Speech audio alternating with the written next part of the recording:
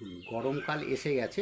গরমকাল এসে যাওয়া মানে আমাদের বিভিন্ন রকমের টগর যে ফুলগুলো থাকে সেগুলো কিন্তু ফুটতে শুরু করে। কারণ হচ্ছে শীতকালে কি হয়, ডরমেন্সি পিরিয়ডে থাকে, সেই সময় গাছে কিন্তু গাছটাই হয়, দু একটা তো ফুল হয়, সেভাবে কিন্তু ফল হয়। যেই গরমটা শুরু হয় কিন্তু ফুলের ফোটা শুরু হয়ে যায়। তো এখন কিন্তু আমাদের যদি আমরা সঠিকভাবে পরিচর্যা যত্নটা করতে পারি তাহলে কী হবে, সারা গরমকালটা প্লাস বর্ষাকাল পর্যন্ত এই গাছটা কিন্তু ফুলে কিন্তু ভরে যাবে। তো কি কি খাবার দেব, কিভাবে তার পরিচর্যা করব, কখন জল দেব এবং কি সারটা দিলে খুব তাড়াতাড়ি গ্রোথ হবে, সেইটা নিয়েই মূলত আমার আজকের এই ভিডিওটা। এবং এই পরিচর্যাটা যদি আমরা সঠিক করতে পারি দেখবেন ছোট্ট গাছে প্রচুর কিন্তু ফুল পাবেন এবং সেই ফুলগুলো কিন্তু সাইজও কিন্তু বড় হবে। তো কি পরিচর্যা করব, তো এই যে গাছটা দেখছেন, ছোট্ট গাছটা দেখছেন, একটা টবের মধ্যে গাছটা হয়েছে, তাতে দেখুন কত ফুলও ফুটেছে। আবার দেখুন গাছটা কিন্তু কুঁড়িতে ভরে গেছে। কারণ অনেকে বলে আমার গাছটা হয়ে যাচ্ছে, বড় হয়ে যাচ্ছে, ফুল হচ্ছে না, কিন্তু তার কিছু কারণ আছে। সব সময় দেখুন আপনার গাছ যে সুন্দর হলেই ফুল হবে তা কিন্তু নয়। তো গাছের কিছু খাবার আছে, কিছু যত্ন পরিচর্যা আছে, তো সেগুলো যদি আমরা সময় সময় করতে পারি তাহলেই কিন্তু এই ছোট গাছে কিন্তু দেখুন এত সুন্দর ফুল হবে আর ফুলগুলো কিন্তু বড় হবে। তো খাবার কি দেব, মূলত দেখুন এখানে কিন্তু খাবার অনেক রকম আছে।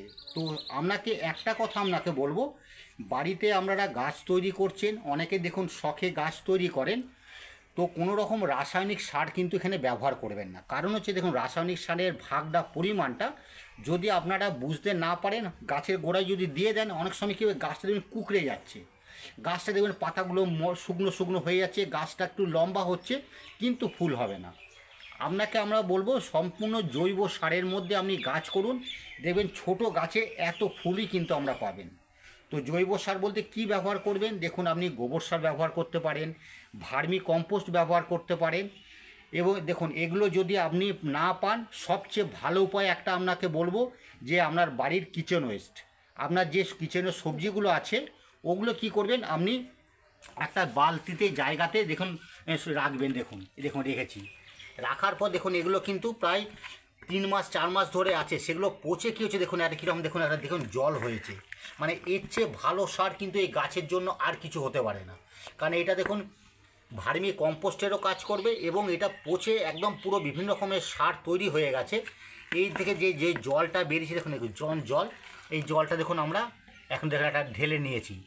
এই জলটা কি করবেন আপনারা 15 দিন ছাড়া ছাড়া এইরকম কিন্তু গাছের গোড়াতে কিন্তু গাছের গোড়ায় দেবেন। তাহলে কি হবে, এই যে বিভিন্ন রকমের সারের মধ্যে এই যে আনাজের যে খোসা, সব রকমের খাবার কিন্তু এই আনাজের খোসার মধ্যে ফসফরাস থাকে, ক্যালসিয়াম থাকে, পটাশ থাকে, বিভিন্ন তো আনাজের থাকে, সেই সব মিশ্রণটা কিন্তু এর মধ্যে হয়ে গেছে। আর এই যেই পচে এই জলটা আমরা গাছের গোড়ায় দেবো, গাছ যখনই থাকবে গাছের গ্রোথটা কিন্তু খুব তাড়াতাড়ি গাছের গ্রোথ হয়ে যাবে।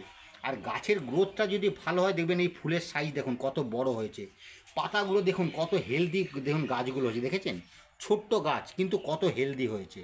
কারণ তার সে সম্পূর্ণ তার পটাশ, তার হচ্ছে ক্যালসিয়াম, তার ফসফরাস, বিভিন্ন রকম গাছের যে চাহিদা খাবারের যে খনিজগুলো থাকে সেগুলো কিন্তু এই কিচেন ওয়েস্টের মাধ্যমে এ কিন্তু পেয়ে যাচ্ছে।